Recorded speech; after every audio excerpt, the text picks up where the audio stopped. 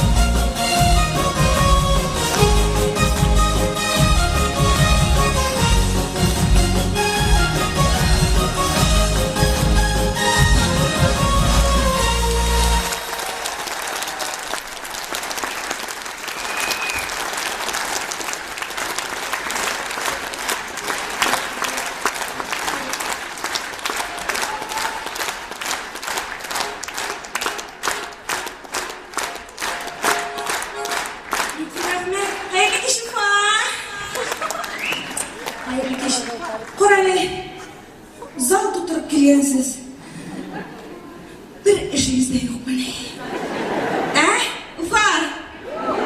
Yalıda biz. Elbette.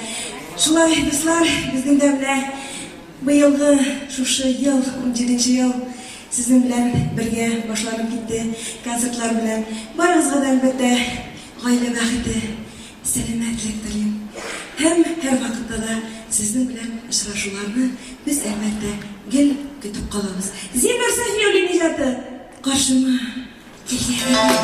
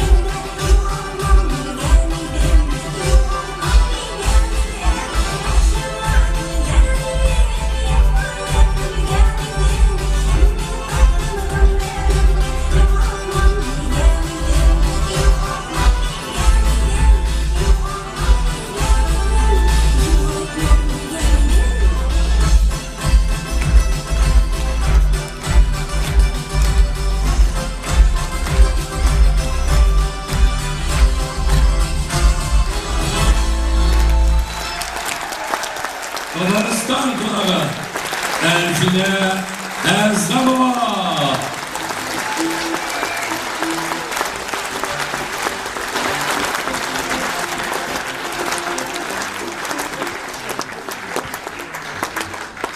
Hayırlı kişiler.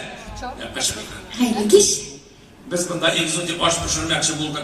Değil, östelersen değil biz bu baş diyersen indi aşarıp aşap bulsa, azarında anlamışsa. Bana sizge şundan soru var.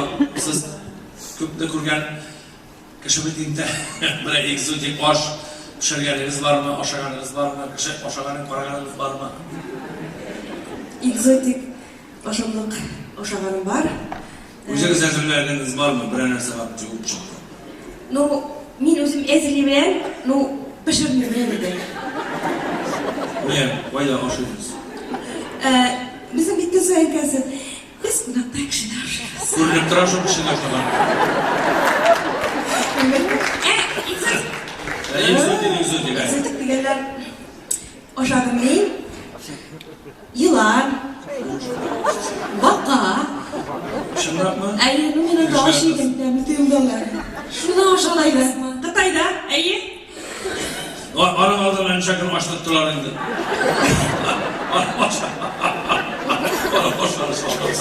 No, min bir tane bilmedim bakayken. Bir şey başlattılar. Ayı sonuna öyküler. Son bakan racet beni de şok. İşte en koşarları şu buldum hazır. No, boş bulaş. Rahmet. İtiraf etmişler. Öyle bir arası yok baba. Yemeği verin.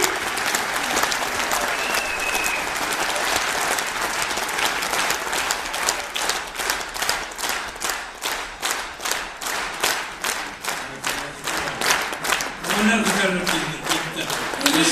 Kullanılır kişi bir Konuşup göbek kaşımalı. Pardon bir iyisi girip gitti fili halini ortalık bıraktı. İyi de büyük kısıtları. Rahmet yok. Tabii bu haber ediyorlar güzel olmayı. Geç buldural bizden elbette efendi. Bula mı? Bula. Çünkü biz bugün